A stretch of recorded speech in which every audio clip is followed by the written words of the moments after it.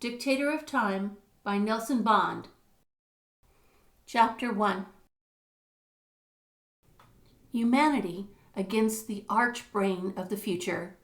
20th century Larry Wilson and Sandra Day lead the Armageddon of the ages against Harg, crafty, vain monster intellect bent on warping man to his inhuman will.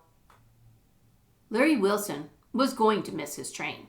He swung from his cab at Philadelphia's Broad Street station, glanced swiftly at his wristwatch, tossed a bill in the general direction of the cabbie, then dashed for the staircase that led to the train platform. His watch showed exactly 10:59. The New York Express was scheduled to leave at 11 sharp. Behind him, morning traffic made its customary din in the streets of the Quaker City. Automobile horns wonked belligerently. Radio loudspeakers blared from the doorways of tiny Market Street shops. A newsboy bellowed headlines on the European war situation. A bus chugged into the station, disgorged its cargo of human freight, lumbered ponderously on down the street.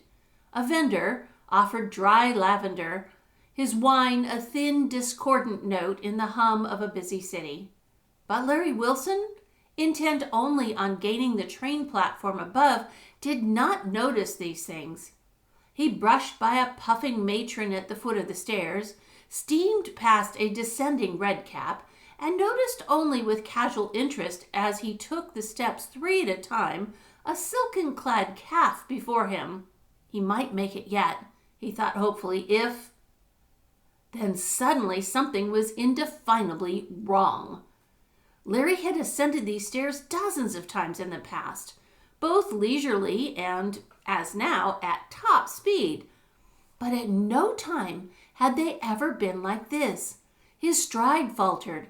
Then, even as the first tiny fingers of wonderment plucked at his bewildered brain, he realized that the bright electric lights that limed the staircase had vanished, that in their place was a dull, unearthly, grayish glow that seemed to emanate equally from the walls, the staircase, and from the roof above him. His foot, reaching for the next step, encountered no support. He staggered, thrown off balance, and stumbled forward to his hands and knees. Yet he was not bruised. As he fell, he realized with numb astonishment that the steps were no longer there. Wildly, he scrambled to save himself. His shoulder collided with something fragrantly yielding. His outthrust hand clutched warm, firm flesh, cased in sheer silk. Then he was falling helplessly, headlong, dizzily, down a dim tunnel of spinning grayness, and he was rolling over and over on a warm, grassy turf. The scent of flower-laden air was in his nostrils, and a voice was saying indignantly, "Well, really, if you don't mind." In one hand, Larry still clutched his bag. In the other? He flushed, relaxed his grip in a swift embarrassment. The girl was the one whom he had glimpsed before on the steps of the Broad Street station. It was her ankle that, in his moment of blinding groping, his hand had clutched. I'm sorry," gulped Larry. "I didn't mean to be..." Then he stopped, staring about him transfixed. "But what is this? Where in blazes are we?" They were lying on a grassy plain, horizoned by a forest of towering trees that reached aimlessly toward a wan and cloudless sky. The girl, her own blue eyes wide in astonishment, forgot her pique in amazement that matched his. "I don't know. I was running for the train." "So was I. I saw you on the steps. Just then the staircase seemed to become strangely gray." "And it moved," added the girl. "I remember now. Something like a ripple passed over it." "I didn't see that," admitted Larry. "I was too busy running, but where are we anyway?" A touch of panic flickered in the girl's eyes. We we couldn't be dead. Larry shook his head. I thought of that, but it isn't likely. Not both of us. One of us might have fallen down the steps and broken a neck, but not two together. And there was no explosion or anything like that. I don't see... Suddenly the girl gasped, clutching his arm. Look! Over there in the trees! Larry looked and moved swiftly. With a jerk, he ripped open his bag, pawed through its contents, and came up with a snub-nosed automatic. Get behind me, he shouted. I don't know what's going on here, but... Don't shoot! The girl's hand tightened swiftly about his wrist, dragged it down as he drew a careful bead on the towering beast that, from the edge of the grassy glen, surveyed the two through tiny myopic eyes. An incredible mountain of flesh it was, more than 80 feet long, with a rubbery and elephantine hide that draped its ugly carcass in sinewy ripples. Its long neck, surmounted by a ridiculously minute head, twitched nervously from one side to the other as its inadequate nostrils strove to identify this strange, tantalizing, foreign scent. As Larry watched spellbound, the gigantic monster broke into lumbering motion. Its huge feet created thunder as it crashed blindly through the forest, leaving in its wake a swath of broken young trees and trampled underbrush. It won't attack us, explained the girl in answer to Larry's questioning stare. It's herbivores. That is, if it's what I think it is. It was probably more frightened than we were. But how it ever got here in this age? For Pete's sake, what was it? The girl shook her head. Unless, she answered slowly, I've gone completely mad, and I may easily have done so. It was a brontosaurus, an ancient reptile of the Mesozoic age. The last one should have died over 100 million years ago. Preposterous, gasped Larry. I know it's preposterous, but we saw it, which means... The girl turned a puzzled face to him. Do you know anything about time? Time. Larry glanced at his watch. Why, it's exactly 10:59. Say, that's funny. It was 10:59 when I was running up those steps. I don't mean that kind of time, though that may have something to do with it. I mean, do you know anything about the scientific theory of time? For if our experience means anything, if that really was a brontosaurus we saw, and if your wristwatch has stopped at 10:59... Yes, said Larry. Then, said the girl solemnly, somehow or other, you and I have experienced a temporal shift outside the ken of earthly physics. We are lost in time. Neatly put, young lady, said a quiet, approving voice. Very neatly decided. I should not have expected such quick intelligence from one of your era. Larry and the girl turned swiftly. Standing near them was a tiny man no higher than Larry's shoulders. He wore a curious one-piece garment of woven metal fabric, on the belt or harness of which depended a host of studded instruments, pouches, and oddly shaped tools or ornaments. Upon his overlarge, almost bulbous head was a sort of cap which completely covered his scalp and ears. Strange telescopic glasses covered his bulging eyes, lent his face an elfin quality. There was a pleased smile on his lips, one which disclosed a pale, double ridge of cartilage in his upper and lower jaw where his teeth should have been. His face was smooth and hairless. Who, demanded Larry, are you? And how did you get here? You were so engrossed in the brontosaurus, said the diminutive stranger, that you did not notice my approach. Permit me to introduce myself. I am Harag Ofortu, chief archaeologist of the Planetary Museum. And you? Larry Wilson, civil engineer, and this is Miss... Sandra Day, supplied the girl. I am, or was, assistant curator of the Philadelphia Museum. So, the little man nodded delightedly. Don't tell me now. Let me guess. He placed a wizened finger on his temple, studied the two carefully. Those garments and that antique firearm. Your early English speech. I should judge you to be from that period just preceding the communal world state. About the year, the year 2000 AD, is that right? You know damn well it's right, snorted Larry. This is the year 1940, of course. What's the gag? Gag, repeated Harg wonderingly. Oh yes, gag, a jest, a trick.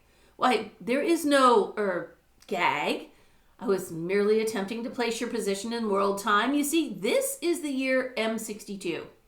You would call it, he pondered briefly, you would call it 25,983 AD. What? Larry's fingers crept tighter about the butt of his automatic. Hey, Sandra, let's get out of here. This guy's nuts. Harg smiled upon the young engineer benignly, but his hand toyed with one of the metallic studs on his harness. I shouldn't attempt anything rash if I were you, he suggested quietly. I believe the young lady is beginning to comprehend. Am I not right, Miss Day? I think so, nodded the girl faintly. Larry, this really is the 260th century. Harg is not fooling us. Through some incredible accident, or maybe by design? Harg rubbed his wee hands together triumphantly. But by design, he cried. Oh, most assuredly by design. I brought you here. I, Harg or Fortu, you are the results of my experiments. Experiments? Larry didn't like the sound of that word. His eyes narrowed. Yes, the results of my experiments. With the time warp, surely you know that time can be warped. But yes, of course you do. Even in your unenlightened era, men had begun to recognize that fact. Still, it has taken all these intervening millennia for a human brain to unravel the problem of utilizing this knowledge. And I, Harg or Fortu, have done it. I have brought you here, alive and unharmed, as living proof of my genius. And now that we're here, began Sandra. Harg beamed. Ah, the glory that is yours, you most fortunate children of a slumberous past. From you we shall learn many things, things to fill gaps in our history of mankind. From your infantile brains, we can extract racial memories stretching back to the early simian beginnings. From your bodies, we can learn the history of man's early structure. You have hair, teeth, ears. It would not even surprise me to find that you have rudimentary gills, maybe veriform appendices. Oh, what marvelous subjects you will make for the dissecting table. Sandra's color fled. Her breath hissed sharply. Dissecting table? But surely you can't mean to use this for...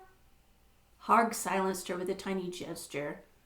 Come now, let us waste no more time in idle chatter. We have delayed long enough, and I am afire with impatience. We will go to the laboratory. Until this moment, Larry had maintained an incredulous silence, but now, with a sudden movement, he stepped before Sandra, his automatic leveled. Not us, fella, he rapped. I'm not such a keen student of this time business, but I know when I'm behind the little black ball numbered 8. You got us here, you say? Okay. We've had a nice visit, but we don't like the climate. So we'll be toddling off now. Send us back where we belong. And, he jiggled the gun threateningly, and get working on it before I make you look like a second-hand punch board. My dear aborigine, laughed Harg softly. His tiny fingers sought and pressed one of his metal studs. A golden glow diffused about him, forming a radiant mesh of shimmering light about his body. Certainly, you did not think to harm me with your elementary weapon of destruction. Now, come, before I am compelled to use force. You, said Larry grimly, asked for it, and his finger tightened on the trigger. The automatic barked leaden death directly at Harg's breast. The little man of time yet to be smiled maddeningly. Before Larry's stupefied gaze, a flattened, shapeless blob of lead splatted against the golden haze, fell dully to the ground. Again Larry fired. This time Harg moved slightly. The bullet glanced off the lustrous force armor, ricocheted from the ochre web to fly screaming into the woods beyond. Larry flung his impotent weapon away. Well, if that won't do it, maybe this. And he stepped toward the smirking scientist, fists clenched. His arms touched the thin mist, then his heaving chest. And strangely, his head was aswim with an overwhelming giddiness. His limbs were numb with a creeping impotence that suffused his body, dulled his senses. The gray sky above seemed to recede far, far into the distance. There was mocking laughter in his ears, darkness gathering before his eyes. The last sound he heard as he sank, weak and helpless, into the swirling haze of unconsciousness was the cry of Sandra Day, "Larry!" End of Chapter 1. Chapter 2. First, all was blackness. Then in that blackness was a spot of light that grew larger and larger and ever larger until the world was filled with roaring light. And now the dim, fluttering sounds began to make sense, and a voice was saying, "I see the young man is awakening. Good. Now we will take a little trip through my laboratories." This was Larry Wilson's welcome to the incredible surroundings in which he found himself. He was lying on a small pallet, or rather, 2 small pallets, which had been placed end to end to accommodate his 6-foot frame. Above him was a silken coverlet, beneath his head a soft pillow cased in the same material. He moved an arm experimentally and discovered that his rough English tweed business suit was missing, as were his heavy leather brogues. While he had been unconscious, someone had replaced his 20th century garments with those of Harg's era. A soft and pliable leather harness fitted snugly about his waist, but as he stretched himself up from his cot, he saw that his gear lacked the multitude of cryptic studs and instruments with which the scientists had been decked. Then, "Larry, you're all right?" Sandra Day, who had leapt to her feet as Larry stirred, flew across the room. Her clothing, too, had been supplanted by that of the later era. Her harness differed from Larry's only in the addition of a cupped breast girdle similar to that once worn by Egyptian women. Leather, soft and white and pliant, clung closely to her slim, lithe body. As Larry looked at her, she faltered. A slow flush mantled her cheeks. Harg moved forward, a delighted gleam in his protruding eyes. "Modesty," he said in a tone of enchantment. "Sex shame! Imagine! And we had believed that it died out long before the machine era. It would be interesting to meet you 2 young people, and—" He stroked his temple thoughtfully. "But we will think of that later. Come, my dear young savages, let me show you my other experiments." Larry's eyes, smoldering rebellion, sought those of Sandra. The girl's cheeks still flamed with a high pride, but she nodded almost imperceptibly, cautioning him to cause no immediate trouble. He grunted. "Okay, let's go. What is there to see?" The chamber in which he had awakened was a square box of metal, lighted from above by concealed globes of cold light. No windows or doors marred the smooth luster of the walls. But as Harg stepped forward and touched his fingers to a spot on the wall briefly, a section slid back, exposing a brilliantly lighted corridor beyond. Silently, the three moved into the passage, Larry bringing up the rear. As he passed through the portal, he studied it cautiously. If he could only learn the secret of the operation of that door. "It would do you," Harg interrupted his scrutiny. "No good, of course. This is but one of many inner chambers. There are many other doors and many guards to pass. Moreover, you cannot return to your time ever without my help." Larry started guiltily. The man was uncanny. He seemed to be able to read thoughts. "Now here," said Harg, "are the results of some of my earlier attempts to bring life samples through the time warp." They had turned a corner and entered into a long chamber walled into sections. In each section there was an animal of some sort. So lifelike were the postures of these beasts that Larry half expected a cacophony of protests to greet their entrance. But the creatures were stiff, silent. Harg smiled his white gum toothless smile. "Dead," he said regretfully, "all of them. Their bodies survived the passage through the time warp, but when they arrived, the spark had gone. We've identified most of them, but some still puzzle us."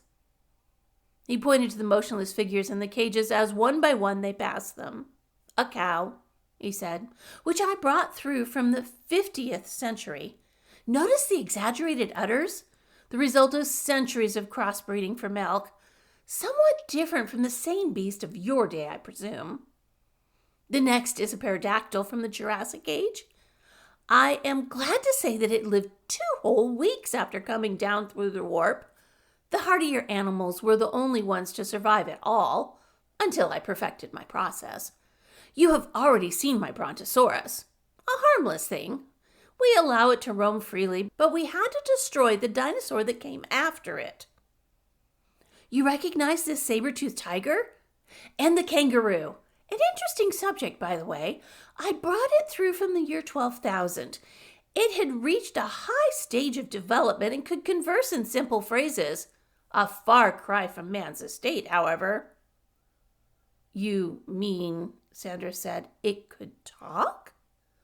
"Oh, yes.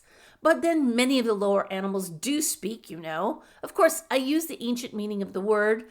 I mean, they employ the vocal organs. They have not this." He tapped the skull covering, which both Larry and the girl had noticed before. "That," said Larry wonderingly. "What is that?" But the little man was wringing his hands in exasperation. "Now I declare," he cried, "all this time you've been opening and closing your mouths while we were communicating, and I thought it was caused by some physical disturbance. You use vocal converse too." "But of course," said the girl. "It is quite unnecessary," snapped the scientist. "With the monado, I can understand your thoughts clearly and communicate my own to you as well. In the future, both of you will be kind enough to think without speaking." "Why?" asked Larry bluntly. "Miss Day and I aren't mind-reading big brains like you. If we wish to speak to each other—" For the first time since they had met him, Harg's ever-present smile faded. A trace of his annoying superiority, self-confidence, seeped away. In his eyes there was a groping expression, oddly akin to fear.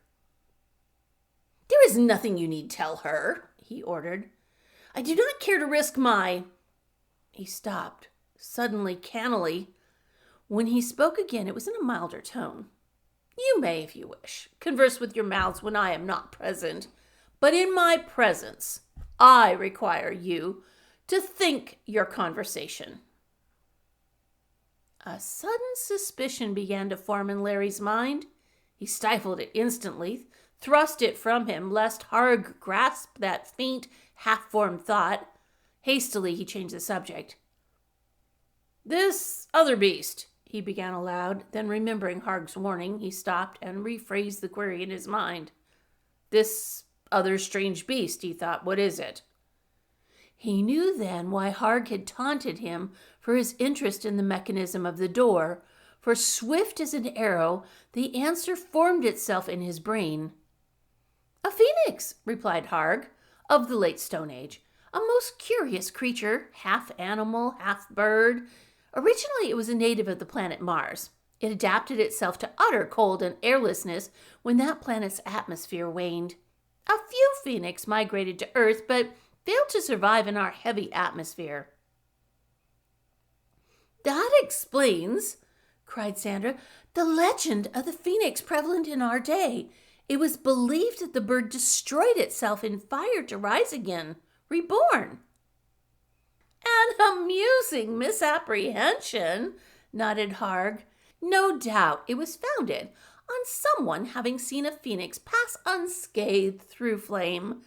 The creature was quite immune to temperature changes, but not to disease. It was that, finally, caused its extinction. Now, in this next chamber, he paused, obviously piqued. I must confess, we have been unable to classify this beast. It is utterly unknown to our science. Apparently, it does not breed true, nor can we determine its age. Larry and Sandra stared once at the quadruped in the booth, then broke into a duet of long and hearty laughter. Harg stared at them annoyedly. Well, he snapped. Well? Larry said solemnly, Harg, you've caught a rare beast there. There are none left in your day and age except the two-legged variety. Harg said, You know it then? Its name, quickly. We call it, Larry told him, grinning, the jackass. The tour of inspection completed, Harg returned his two captives to the cell they shared. When the door closed behind him, Larry turned swiftly to Sandra. Now what? I'm not sure I understand just what's going on around here, but whatever it is, it means trouble, spelled with a capital Harg. That little monkey didn't knock me cold with his yellow fuzz just for the hell of it. He means business. I'm afraid, said Sandra seriously, he intends to do just what he said, and in just as offhand a manner as that in which he mentioned it, to probe our brains for race memories, then dissect us for biological knowledge. But why? Demanded Larry. For Lord's sake, why? We're human beings, the same as he. He couldn't kill us in cold blood just to... To him, said Sandra, we are nothing but a pair of savages. He is not being deliberately cruel, no more so than a 20th century scientist who practices vivisection to add to his knowledge. He is proud of us as an acquisition, may even like us in some cold, inhuman fashion, as we like cats and dogs.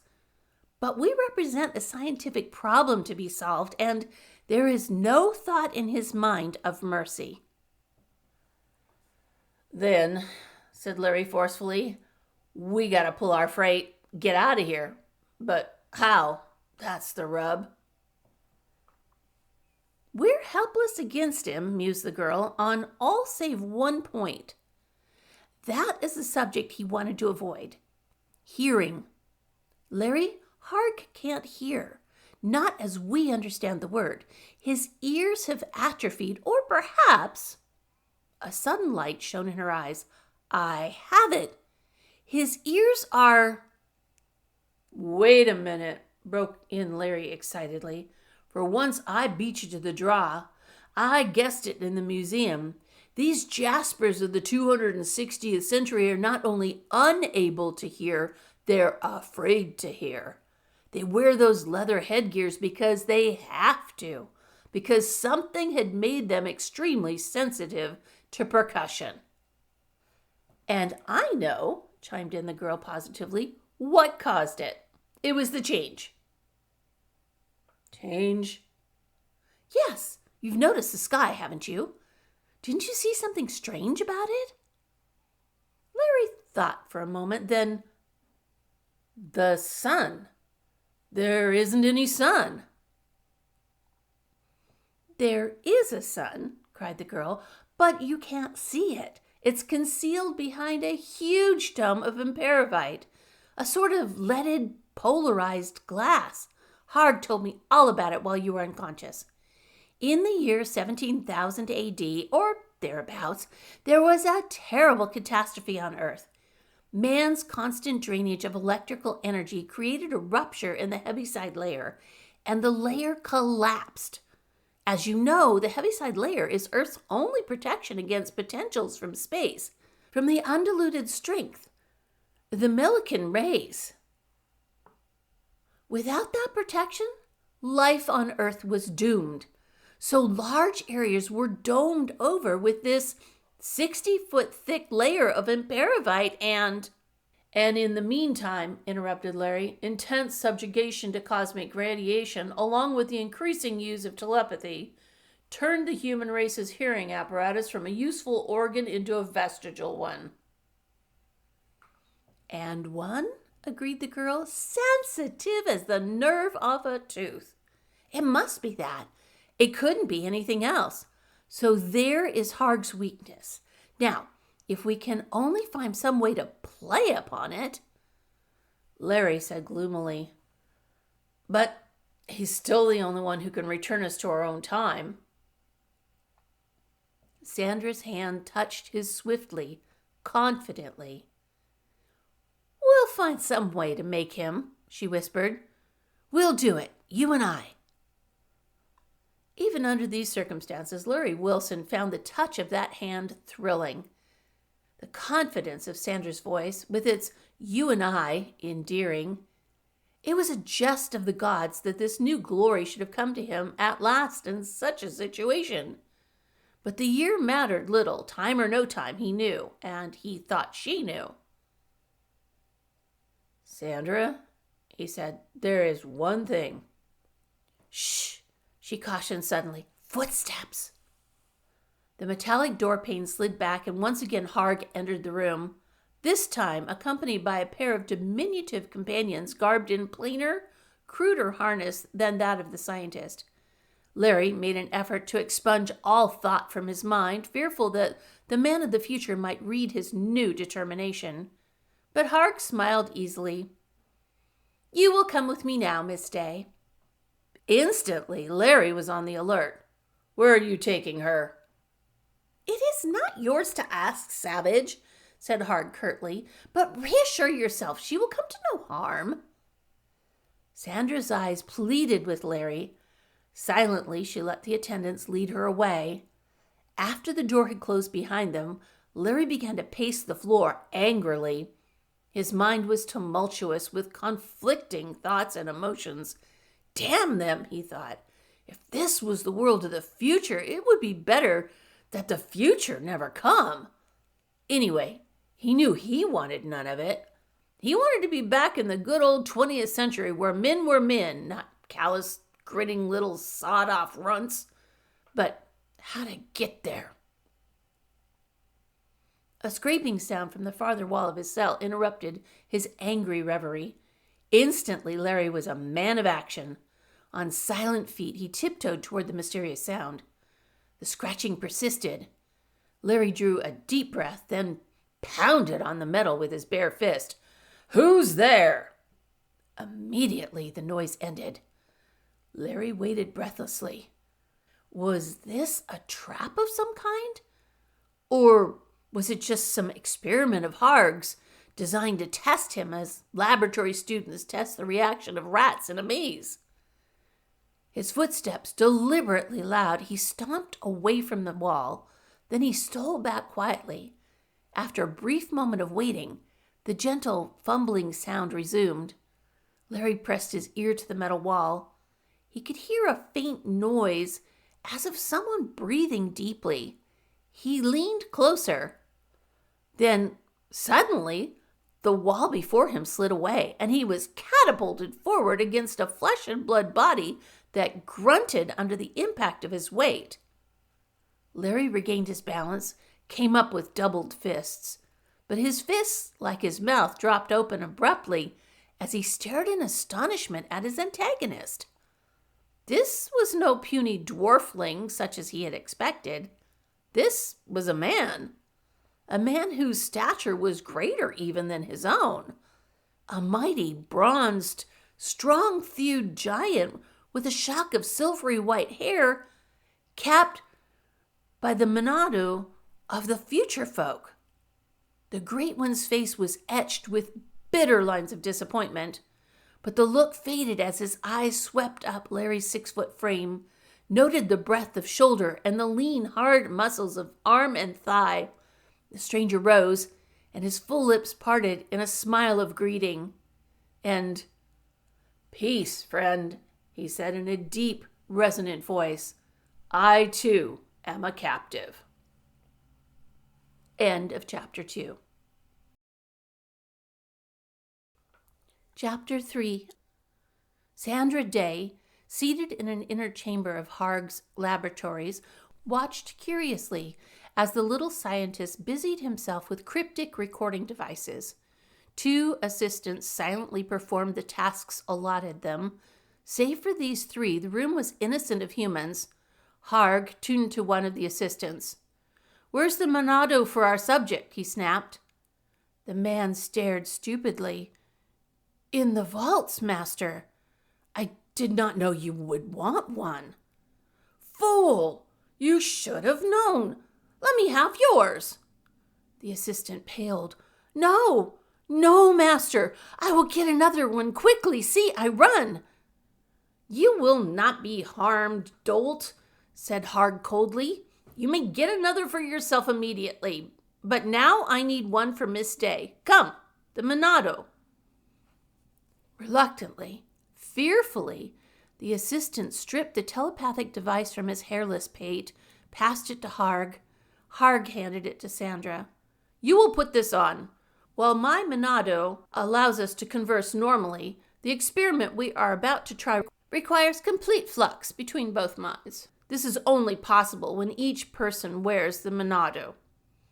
Sandra understood now why her innermost thoughts, her conversations with Larry, had not been intercepted. Telepathy was a matter of willed direction. Thought beams, being electrical, radiated only toward a focused object. Harg could only receive the messages she allowed him to get. Her eyes flickered lightly over the assistant, who had already started for the door. Now was the time to test her theory. She scraped one sandaled foot raspingly along the rung of the chair. The noise was a tiny, grating squeak, barely audible, but the assistant's face contorted in swift agony. His eyes bulged with alarm. He clapped his hands to his ears and raced from the chamber. "Hurry, woman!" Harg was growing impatient. Subduing her smile of triumph with an effort, Sandra buckled on the monado. As she did so, a wild giddiness assailed her. She grasped the arms of the chair for support. A powerful wavelength of forces, unsuspected, burst through her brain. She caught the faint, amused hauteur of the assistant across the room, felt Harg's keen, scalpel-like mentality probing the depths of her mind. The giddiness passed as she became accustomed to the strange sensation. The turmoil in her brain settled. From its chaos came clear-cut order. "You must relax now. Clear your mind of all extraneous thought. I wish to learn something of your former existences." Strange that Harg's eyes should be so large. They were like a large light glowing deep into the dark recesses of her brain.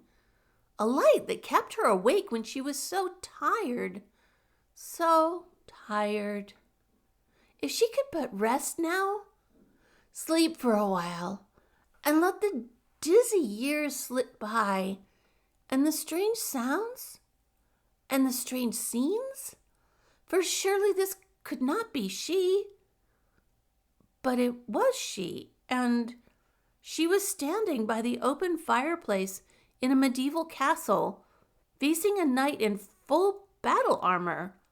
Her heart was filled with nameless anguish. "Prithee, lass," he was saying, "take this parting not to heart. Ere the moon wanes, our work shall be at an end.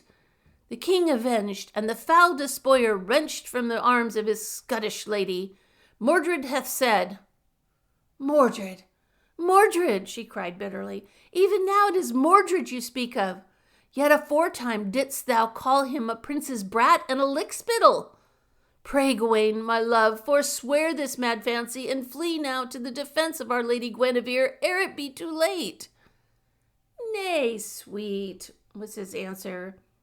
"If Arthur be not shamed of his own cuckoldery, then must the Round Table avenge the pride of Britain for him. But hark, Gareth calls.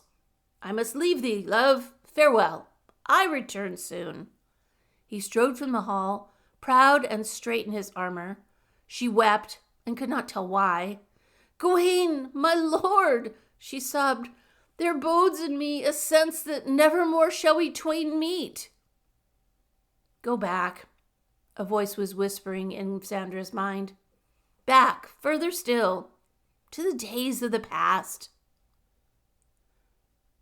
The Darriab glided, soft as the wing of a moth, upon the smooth blue waters of the Nile.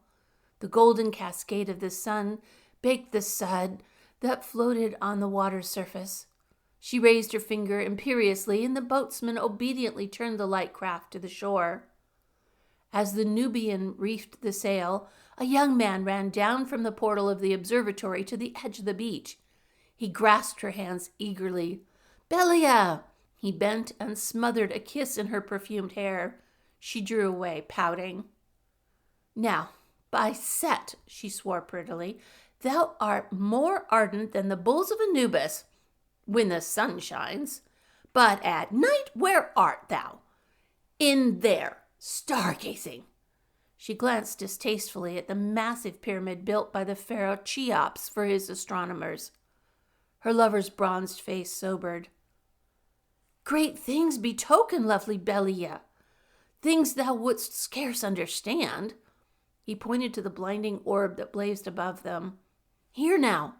Ever has man thought that Ra drives his golden chariot about our Mother Earth, but now I, silent and alone, have learned a greater truth.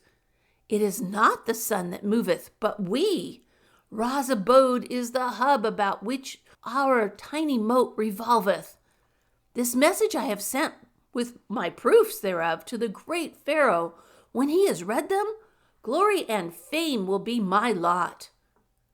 A swift fang of fear, sharper than the sting of the scorpion, knifed her heart. Her voice was deep and low.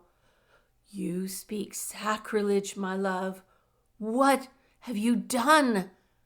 Not fame will be thy lot, but swift death. This cannot be so." "Into the years beyond," came the whispered command. "Project yourself still further backward, woman from the past. Back, and back, and back." Dank, steamy rain splattered her crouched back, plastering the long, coarse hair to her naked body. A tongue of flame ripped from the thunderous vault above, and the gods roared in mighty anger. She was Tha, daughter of Gore, mate of Bab, the hungry one. Hungered against the farthest wall of their cave, she shivered with cold and fright as she clutched her mewling newborn to her downy breast. 10 days had the god tears fallen now, turning the world into a morass of water. The time of great cold approached, when meat was scarce and comfort scarcer. Tha shivered. Again, the gods hurled a shaft of forked light down the skies. Bab, glowering at the cave mouth, called to her. "Tha, see?" She sidled to him. Forgetting her coldness in the strange sight that greeted her eyes, in the plain below was a round and shining ball. A cave stood open in the sides of the ball. From this cave issued creatures. Not men like themselves, nor animals like Tran the long-toothed or Shur the swinger, but odd creatures dressed in silver hair that glistened. Hastily she swung behind Bab as he clambered down the side of the cliff, intent on plumbing this marvel. Fearlessly they approached the shining ball. One of the creatures raised his voice in strange, fluent, meaningless syllables. Others of the shining ones came running. They raised hands in token of friendship. Bab and Thaw responded. Thaw shivered in awe as she watched the strange beings. Were they gods? She thought. One of the visitors saw her shiver, move forward. Poro? Methia? Us? He asked. Thaw gazed at him dumbly, her eyes adoring. The tongue of the gods was not for mortals to know. She bowed. The young visitor turned to one of his elders. The creature is cold, but knows not that I have asked her so. What shall I do? The elder nodded sadly. What matters it? Let them live or die, sad brutes, as you think best. When I consider the waste, the futility of our tedious voyage across the emptiness of space to find these as our neighbors, he sighed. Yet someday, mused the younger one, may evolve from these beasts men like ourselves. Who knows? Our world is older than theirs, and wiser. Yet even now our planet is dying. By the time they have become intelligent enough to return this visit, we may be dead. Our civilization ended. Poor brutes. I am minded to show them kindness. They should live. We can give them at least one comfort. From his pocket he drew a glittering toy. As Thaw watched, he pressed it. A ruddy, wavering tongue licked from its mouth. Poro? Mithi? Uses? He repeated gently. He handed the tiny cylinder to Bab. Bab's clumsy fingers fumbled with the button. Once more the tongue of flame leaped forth. Bab dropped the bauble, howling, and scampered for the refuge of his cave. But Thaw retrieved the little gift. She too pressed the release, and a pleasure look passed over her features. Here was warmth. Here was a god gift against the time of the great cold. With this to protect them, their cave would be always comfortable. She raised her eyes gratefully. Poro, her brute tongue mouthed the god words awkwardly. Mithi? Us? Back, whispered the insistent command. Back, farther still, to the very dawn of life. She heard the voice, but could not obey. Her mind was a vast sea of swirling blackness. Her senses shrieked in rebellion against intolerable pain. Back! Mad pictures imaged on her brain, fled howling. There was one brilliant burst of coruscating light, then darkness and peace. Harg Offertu frowned impatiently, fingering his subject's pulse, and snapped off a switch. He motioned to his assistant. The woman, he said, has fainted. Take her away. We will continue our experiments later. When Sandra wakened at last, it was to find Larry bending over her, chafing her wrists, looking down into her eyes anxiously. There was a lingering warmth on her lips. Short seconds ago, might have found his face even closer to hers. He sighed with relief as her eyes opened. The sigh became an oath. Damn his rotten little hide. I thought you were out for keeps. What did he do, Sandy? Are you all right? She was all right, a little rocky. She discovered that when she tried to rise, and her head ached wickedly. But she was all right. She told him her memories of the experiment. It was like a horrible dream, Larry. But it was more than a dream. It was true. I have lived those scenes before. Somewhere, sometime, they were so clear, so vivid. She shuddered. But I hate to think of going through that again. I won't be able to stand it. I could feel my brain tottering on the brink of insanity toward the end. Larry said savagely, You won't have to go through it again. Sandra touched his hand, smiling wanly. It's no use pretending, Larry. We're caught in a trap, you and I. Fate has destroyed us, thrust us forward into a time when man is without mercy. Humanity is dead. All that remains is a race of grinning scientific demons. That, interrupted Larry feverishly, is where you're wrong, youngster. I haven't been sitting around twiddling my thumbs while you were gone. I've had a visitor. A visitor?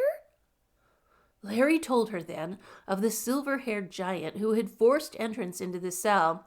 His name was Cert. He was a man and a friend. He was one of the underlings. The underlings, repeated Sandra. Yes, this world we are in is not peopled only by cold-blooded creatures like Harg. There are two mutant races of humanity, one tall and strong, as we always dreamed the future man might be. The other is spindling, puny, and viciously intelligent. These latter, Harg and his fellows, are the descendants of those men whose brains, for some reason more receptive to the stimulus of ultra-shortwave radiation, were spurred to great heights during the period of the Great Catastrophe. Cosmic bombardment had three types of results. Either it killed outright, and Cert tells me that millions died, or it damaged the brain and did not harm the body, or it impaired the physique and stimulated the brain. During the era of chaos which preceded the building of the Imperovite domes, the highly activated dwarves seized the reins of leadership. They have held them ever since. The underlings are their workers, their slaves, their servants. Sandra said despairingly, But I don't see how it can profit us to join with dull-witted slaves. Slaves, yes, but they are dull-witted no longer. Generations have erased the madness from the underlings' brains. The masters hold them in subjugation now only because they have superior armament.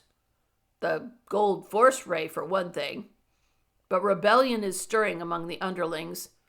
Cert is one of the leaders of a secret rebel party.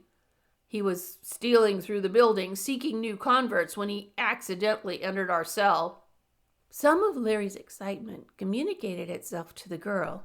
She said, But what are we going to do? Cert, Larry told her, taught me how to open the doors around this joint. It's not hard when you get the hang of it. Every wall has a door lock.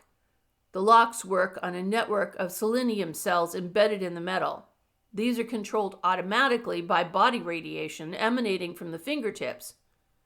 Ever hear of anything like that before? Sandra said dazedly, Mitogenic radiation. Yes, that's what Cert called it too. Well, all you have to do is discover the proper way to touch these doors. The right combination, and bingo, your fingers are sensitive, you can do it without much fumbling. I learned easily. You still haven't told me what we're going to... We're pulling out of this coop. Tonight. In the machine shops, Cert has a gang of 100 rebels. We will join them. And then? Then, said Larry tightly, we figured out some way to clean out this rat's nest. We're going to give Earth back to the men again, and I do mean men. End of chapter 3. Chapter 4. Larry Wilson tossed a grin over his shoulder to the girl behind him. His fingers moved swiftly, deftly, twisting into strange, unnatural angles as he sought the combination that would open the smooth wall before him. Some fun, hey? Sandra said anxiously. How much further, Larry? We're almost there now. Cert told me there were 9 chambers between the one we were in and the machine room. They're all supposed to be unoccupied, too. But if they're not? Then our plans go up the creek? But Cert wouldn't be likely to make a mistake. He has more at stake than we. Ah, there she blows. Larry's fingers had finally moved in the right combination. The smooth wall slid back. The pair from the past moved into the next room of the labyrinth of the future. The door closed behind them, and Larry moved immediately to the wall fronting them. One more small chamber, and then... He stopped, shocked and alarmed, for just as his hand touched the wall, it moved backward, and a figure loomed before him. Sandra screamed a little scream of fright, to be so near success, and then... But the voice that spoke was that of a friend. "Ah, Larry Wilson, you were long in coming, so I came to find you. But come, our council awaits you." The three entered then, the final and largest of the chambers. During the working hours of the day, it was a machine shop, which the underlings toiled under the harsh supervision of their master overseers. Now it was deserted, save for rather more than 20 conspirators, similar in physique and coloring to the leader, Cert. Introductions were a brief formality. It was evident that some of the underlings could not comprehend the anomaly of Sandra and Larry's presence. But what these rebel serfs lacked in intellect, they made up for in their lust for freedom. And the two young Americans, hailing from a land that, in its time, had been the bulwark of this precious inheritance, felt a kinship with the suppressed uprisers. At length, Cert said, "So, that is as far as our plans have gone, Larry Wilson. You see how pitifully inadequate they are. Not only do the masters outnumber us, but theirs is the possession of the golden force ray which no armament can pierce. None, that is, of the feeble type we own. The force of our greater strength. Tools converted into crude swords." He looked hopelessly at the massive machinery surrounding them. "Could we but find a way to destroy their protective force field, we would tear these machines into bits to mold weapons for ourselves. But we cannot." Larry said, "I've been thinking about that problem, and I've got an idea that may or may not work. Cert, it is only the masters whose ears are sensitive to sound, isn't it? There's nothing wrong with your hearing." "That is right, Larry Wilson." "Then sound," began Larry. Cert shook his head. "Do you forget the Monado? My friends, the masters wear it at all times. It blocks out the sound waves that would torture them, drive them mad." "I haven't forgotten it," grunted Larry. "I'm trying to think of a way to pour sound over 'em without making 'em remove the football helmet. And I think I know how to do it. Strangely enough, you have to make them turn on the golden force ray before it will work." "I don't understand," said Cert. Others edged in curiously as Larry explained. "When the force ray surrounds them," he explained, "their bodies become, in effect, a helical core. Such a core can be made responsive to musical tones by what, in my day, we called CEMF, counter electromotive force. I suppose you know the method of manufacture of the force ray?" "Not the details, but the purely mechanical part, yes. We wind the relays in this shop." "Then," said Larry crisply, "you've got 'em licked. We'll get to work, now, and build an electrical resonator, one that shoots out plenty of noise on the wavelength to which their force fields are tuned. When this howler gets going, the force field will act as a conductor, leading the sound directly into their bodies." Cert's face broke in a huge grin. "And if they turn off the force field," he howled. "Right. You work out on them with whatever you can lay your hands on." Larry was suddenly all work. "Give me 1 or 2 technicians and I'll rig up the electrical siren in jig time. The rest of you start gathering weapons. This rebellion starts the minute they find out what we're cooking up." Thus, for the next couple of hours, the room became more a place of strenuous labor, but this time there was gladness and will in the way the underling rebels went to work. With ruthless disregard for assigned uses, they tore apart a brace of mighty machines. Bellows sighed, lathes screamed as rods, bars, balance shafts became blunt-edged swords, lances, and maces. Meanwhile, in one corner, Larry Wilson cudgeled his brain to remember almost forgotten college physics. Finally, his task was done. Before him lay a box some 2 feet square. Within it were 2 tubes, a slide condenser, and an armature turning on a howler disc, pierced with circles of varying diameter. Larry lugged the contraption to Sert's side and crossed his fingers. "Here it is," he said. "Salvation or the bum's rush in one small package. It'll work as a radio, I know that, but I'm not sure it will pull the trick against the force field. I've rigged a rheostat control which gives a certain choice of wavelengths, but if the field blocks them all out—" He shook his head ruefully, but Sert laid a hand on his shoulder. "It will work, my friend," he said. "It will work because it must. And now," he turned to the others gathered about him, "and now we will strike for freedom." Larry turned to Sandra Day. "This," he said, "is going to be no place for you, darling. Not in a few minutes. So grab yourself a box seat in the background somewhere, and after the fireworks are over, I'll—" The girl said, "Larry, what did you say?" "Beat it. Over in one of the other chambers." "No, I mean before that. You called me—" She flushed.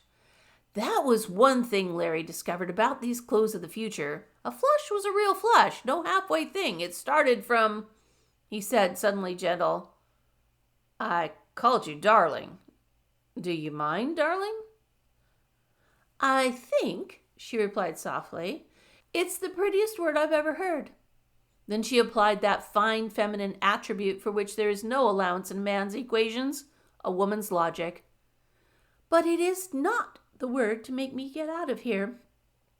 I stay, Larry, beside you, where I belong." Larry protested. "Now look here, Sandy." She merely smiled sweetly. "How," she asked, "do you operate this gadget? I might need to know later on." Larry gave up. Grinning, he showed her. The other underlings knew their parts in the short play soon to be enacted. It was a play with a simple plot. It required 2 stooges, 2 who, daring swift annihilation, would go forth into the frequented parts of the giant building, of which this laboratory was but a section, beard the masters in their dens, and bring them down to this place. Already such a pair had been selected from the number, the full 50. It had warmed Larry's heart to notice, who had volunteered. The rest of the men were waiting. Just waiting. Hopefully. Uncertainly, but hopefully. Sert came to Larry's side. "They have been gone a full 10 minutes. Do you think, Larry Wilson, we should send out others, perhaps?" Then he stopped abruptly. There was the sound of a commotion in one of the corridors leading to the chamber, the scrape of running feet, the clash of metal on metal. Larry grinned, his eyes bright, but there was no humor in his grin. "There's your answer, Sert," he roared, and bent his wavelength howler. As he did so, the 2 messengers came flying into the machine room. One was unharmed, but the other had, Larry noticed with a swift, sickening distaste, lost an arm completely. It had not been cut off, it had just vanished. And there hung from the man's shoulder a short knob of flesh, seared and crisp at the point of the cicatrice. So the masters, Larry thought, had other weapons in their bag. This must be a needle-sharp heat ray. There came a sharp impingement of thought on the brains of Larry and Sandra, a command that was so clear and forceful that for a moment Larry's hand stayed in its journey to the rheostat. "Surrender, rebels! Surrender or you die!" Then the masters were racing into the room after their prey, a handful of them at first, then more and more, until they were a veritable avalanche of tiny gnome-like nervous figures with bulbous heads, curiously shaped guns in their wee gnarled hands. It must have been a rare thing indeed to find 2 rebellious subjects. The very rarity had drawn a horde of dwarflings in full pursuit. The masters burst into the room and stopped stock still, amazed to find that the loft harbored not 2, but 50 rebels. It was this moment of shock that released Larry's hand from its motionlessness. The master's thoughts died into confusion, and Larry's brain was free. It would remain so, too, he promised himself. Not again would he relax his vigilance thus. Then with a wild cry, "For freedom!" the underlings, led by their chieftain Cert, sprang forward on their foes. For a split second the master's surprise held. The little men stepped backward in stark fear, and a half-dozen went down beneath sledgehammer blows of crude weapons clutched by the underlings. But this moment passed too swiftly.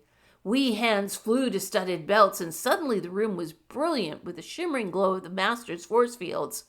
Instantly the tide of battle turned. Here, where some steel lever handle, converted into a mace, was halfway to a master's skull, the rod suddenly flew from its wielder's hands, clanging useless across the floor. There, an underlings, grappling with the master, suddenly slumped into an inert heap. The retreat ended. The masters, assured again and confident, stepped forward vengefully. Cert cast a pleading glance at Larry. "Swiftly, Larry Wilson, or we all perish!" But Larry was already twisting the veneer. Inside his box, the howler disc was spinning one way, the armature another, and from the mouth of the electric siren was shrieking an unearthly wail. It ripped and tore at Larry's own eardrums. Surely it would do the same and worse to those delicate organs of the masters if he could but find... And suddenly he had it. Sandra gripped his shoulder with fingers that bit and clung. "There, Larry, there!" He stopped his frantic dialing, for now the menacing advance of the masters had indeed stopped.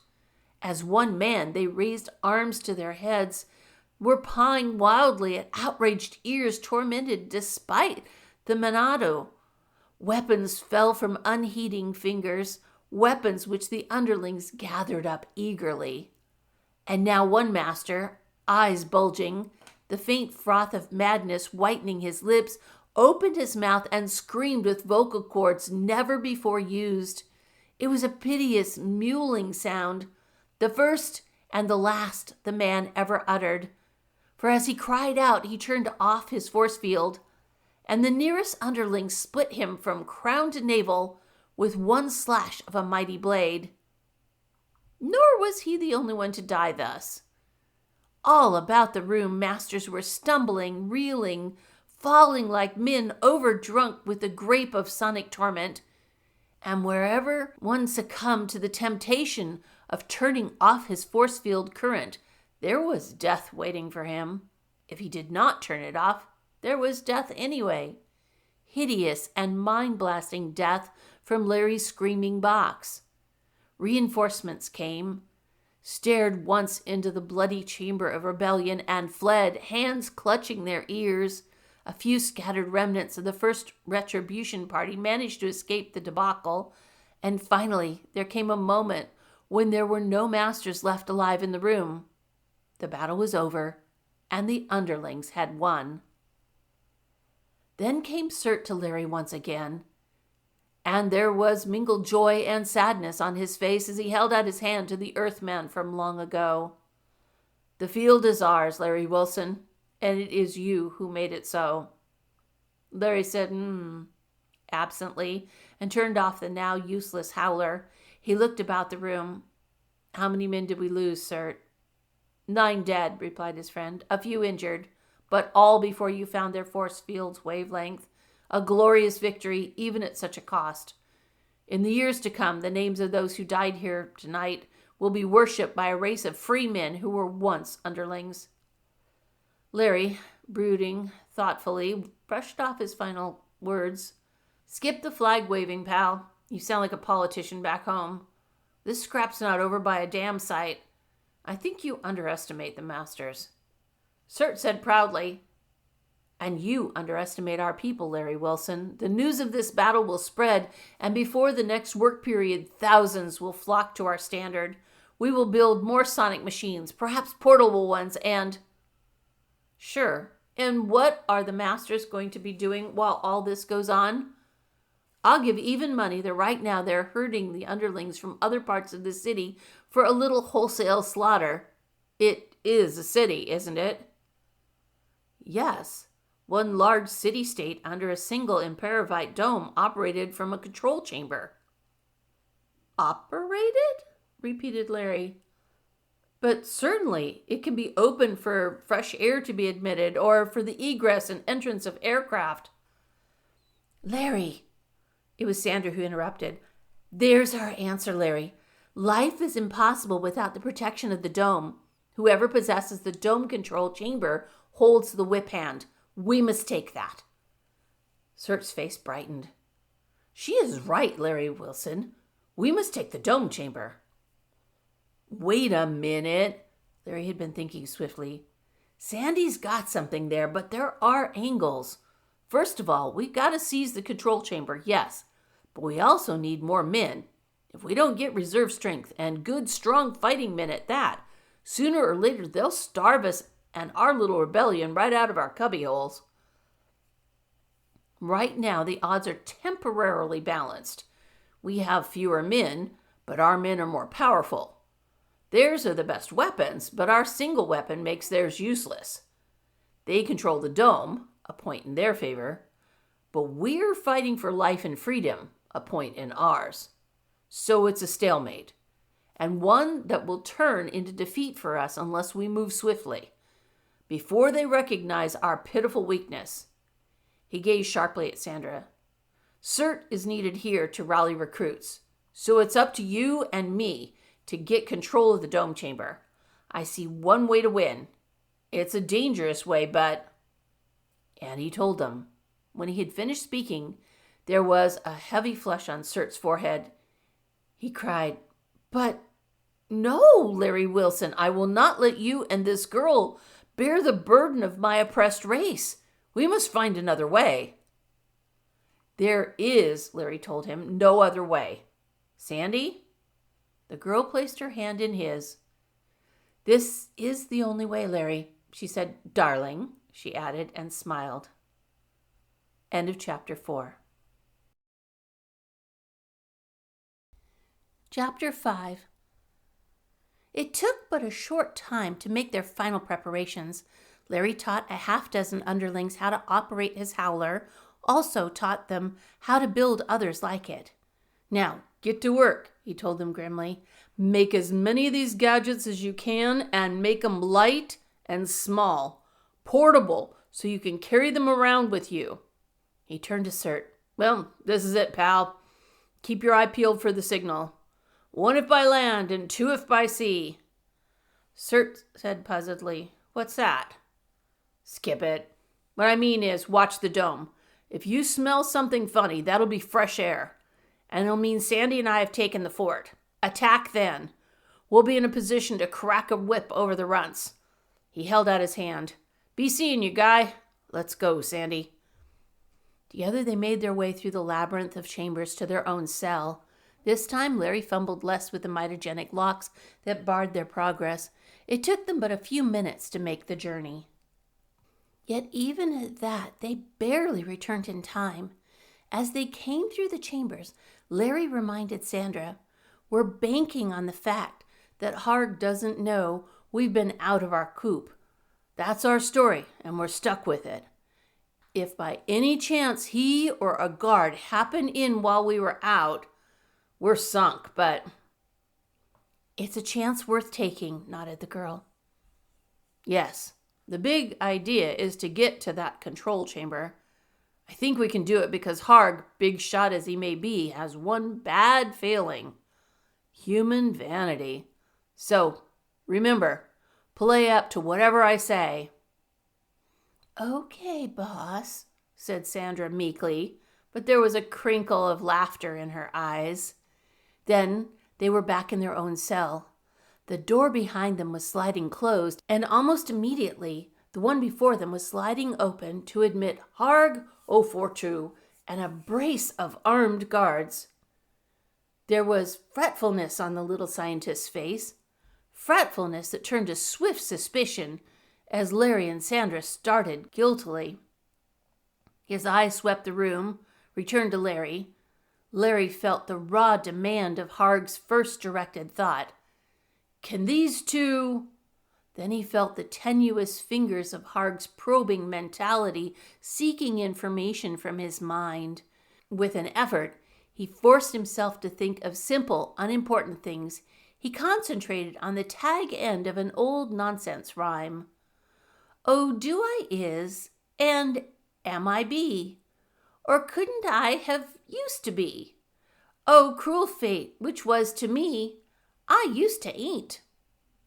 And chuckled inwardly to catch the shocked repercussion of Harg's amazement. Incredible.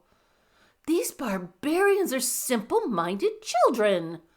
Then Harg spoke, or directed a thought to the 20th century couple, his equivalent of speech. You will come with me. Larry pretended alarm. Why? We're comfortable here. We don't want to. I am doing, Harg advised him crisply, that which is best for you. There has been a little, disturbance in the city. I am removing you to safer quarters. I will not have my experiments upset by... By? Prodded Larry. That is not your concern. Come. Harg led the way through the corridors. Larry and Sandra followed docilely. With suspicious alacrity, had the little man but known it. As they walked, Larry deliberately made his thoughts clear that Harg might interpret them. He can't be anyone important around here. He's just one of the small fry. Obviously, he isn't very intelligent. Harg heard. He could not help but hear. And he understood. He could not help but understand. His wizened cheeks gained an unexpected color. He turned to Larry angrily.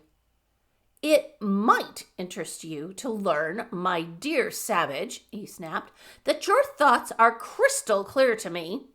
I take it you doubt my importance. Larry made a good job of looking embarrassed. So Sandra might know what was going on, he mumbled aloud. Well, I just couldn't help thinking. I figured you aren't really the big man around these parts. All this talk about a time warp machine and all. Harg said crisply, Then you don't believe there is such a thing? Well, you err, barbarian. There is. And it was the genius of Harg or Fortu that constructed it. Here Sandra stepped in with a word to Larry. It's all nonsense, Larry. Don't believe a word he says. He's done nothing but lie since we've met him. He told me the most impossible tale about a dome and a dome-controlled chamber. Of course, such things are absurd. So, Harg's thought had the crackle of audible sound. Know then, my two young innocents, that you choose to mock genius. Genius never lies. Behold. He turned abruptly from the course they were traveling, led them down a side corridor, fingered open a door, and showed them, glistening across a wide expanse of metal flooring, a turret-like structure from which emanated, like the sprawling arms of an octopus, vast cables. From the hemispherical roof of this turret emanated a wide, unwavering cone of light, blinding in its brilliance. Behold, mocked Harg, the dome control chamber in which you presume to disbelieve. From this heart emanates the life of our city-state, and I am its sole supervisor. Even so, it is a tiny thing compared to the greater invention which was, and is, my own, the time warp machine. You still doubt? Let me show you, that you may marvel at the brain of Harg. About, guards. We return to the laboratory. One of the guards blinked.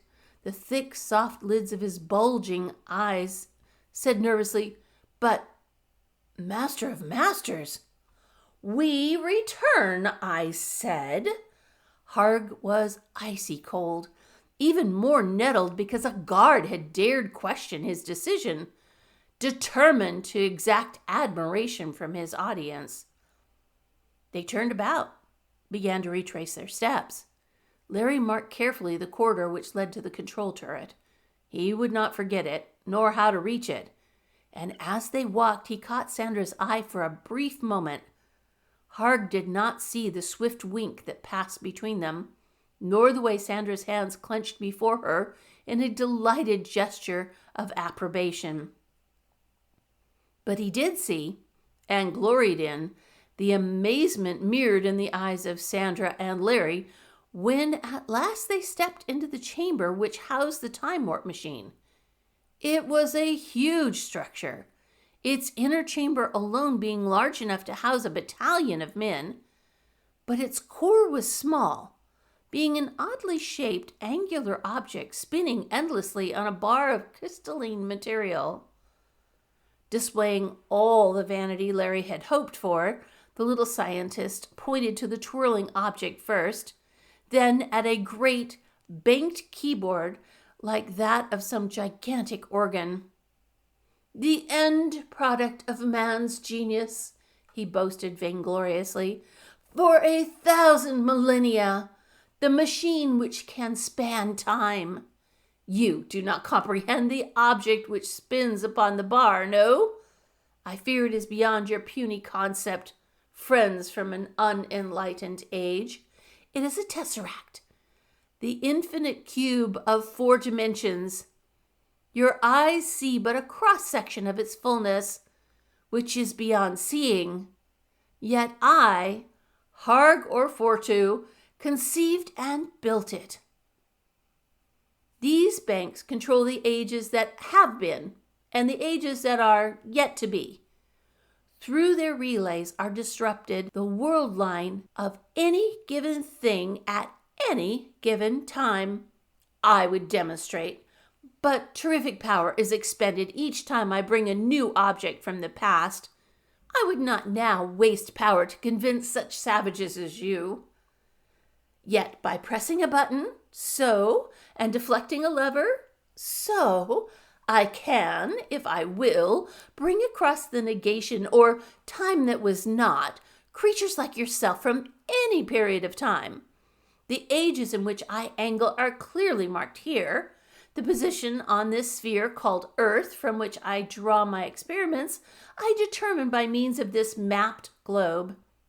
He paused, smirking with pride, so blinded with self-glory that he did not even notice the studiousness of Sandra's and Larry's eyes. But when he spoke again, it was to say words that dragged Larry back to earth with a start. "And it will interest you to know, Sandra Day, that a great tribute is shortly to be paid to you." Sandra said, A tribute?" A faint shadow flickered across the diminutive one's face. "A recent disturbance," he proclaimed, "among slaves whom we call the underlings has wakened in us, the masters, recognition that for too many generations we have allowed our brains to expand whilst our bodies failed in strength. We now find this to be an unworthy situation. We have decided to once again become a prolific race. But in so doing, we are going to breed in such a way that our children will retain our keen intellects and the perfect bodies of men from the past. After some thought on the matter, and with enticing example to help solve the question," here he fastened a greedily appreciative eye on Sandra, "we have decided that we shall draw the mothers of our new race from your period." Sandra gasped. But you can't do that. They won't want to leave their own age, mate with strangers." "What?" demanded Harg icily, "are the petty desires of barbarians to the masters of earth? Yes, my charming aborigine, soon you will have companionship with many women from your own time. It will be pleasant company for you, I know." He paused, then in an expectant tone, "You may express your thanks if you wish." Sandra was speechless, but the words made a sort of sense to Larry, the kind of sense he did not care for. In a grating voice, he demanded, "Thanks? Thanks for what?" The little scientist smiled serenely, arching his brows. "Because now," he answered, "she will not become a subject for the dissecting table. Her life will be spared. Yet an even greater glory is in store for her. She will not be mated to one of the lesser masters. She will become the first and favored mate of myself, the great Harg or Fortu. For a moment, a vast and terrible rage shook Larry Wilson. Then it evaporated, dissipated before another emotion. His fists unclenched. The frown that had sprung to his brow disappeared in a network of crinkles, and laughter bellowed from his throat, shook him, exhausted him, doubled him. Sandra laughed too, hysterically at first, then as completely giving way to amusement as Larry. Harg looked at first one, then the other. He was alternately surprised and startled. Then, as the full import of their laughter burst upon him, he became a diminutive phial of wrath. His goiterous eyes flamed with bitterness. His tiny body stiffened, and his hands jerked toward the studs on his harness. His thought, a maelstrom of vitriolic hatred, became a seething hell that stifled the young couple's mirth. "You are amused? That is interesting. Perhaps you will be less so when you lie upon the table beneath the scalpel, screaming, pleading for the boon of death I can give or withhold." Harg's mouth was twisting with venom. "When that moment comes, O fool, remember that as your life ebbs, new life will spring within this woman. Well, what is it?" He turned and shot the final query to a pair of guards who had appeared in the doorway. The foremost stepped forward, dragging into view a pair of manacled underlings. "We found these two rebels skulking about the laboratory, master. We brought them that you might put them to the question." "Take them away," fumed Harg. "I have no time for them now. Destroy them as a lesson to all rebels." "But, master, they may know." Harg, thoroughly enraged now, stamped his foot in sheer spite. "Destroy them, I told you. Cast them outside the dome." Larry and Sandra looked at each other in swift relief. They had seen, if Harg had not, the quick recognition in the captive's eyes as they entered the room, had feared that under the questioning their part in the rebellion would be learned. Then all, indeed, would have been in vain. It was unfortunate that two underlings must die, but it was better that two should perish than that a plan should fail. "Well, get along," Harg told the guards. "Throw them through the ground gate. No, wait a minute." He glared malevolently at Larry. "Take this savage with you. Let him behold the agony of their destruction. It will teach him that one does not safely taunt Harg or Fortu. The woman stays with me." Sandra's glance stayed Larry's movement. Her lips moved silently, but he caught their message. He allowed the guards to lead him, with the two captives, out of the room and down one of the interminable passages of the labyrinth. Even here he continued to count turnings, memorize passages so that he might know his way back to the laboratory and, more important still, to the dome control turret. They walked in silence, coming at last to the huge, doubly barred and intricately locked door, which was deep set in the imperovite perimeter of the dome. Here, for the first time, the proud hauteur of the captive underlings broke. Until this time, they had maintained their courage. Now, as one guard disengaged the locks, a glazed look of fear crept into their eyes. The great door swung open. A tendril of outside air, chill and thin as hoarfrost, stirred the fusty atmosphere of the labyrinth, and one of the captives cried out desperately, fell to his knees groveling, pleading, pawing at the guard's spindly shanks with futile hands. "Down, slave," came the guard's contemptuous command. But it was not his words that salvaged the blubbering underling. It was the other underling who stepped to his comrade's side, laid a firm hand on his shoulder, and, "Come, Boral," he said quietly. "Let us die as men should die, that our cause may live." Beneath his touch, the other calmed. The febrile terror left his eyes, and something new glistened there. He rose, nodded, straightened his shoulders. Then proudly, almost triumphantly, the two exiles strode into the tunneled path to death. They turned there, boldly, and their voices joined in a single cry, "For freedom!"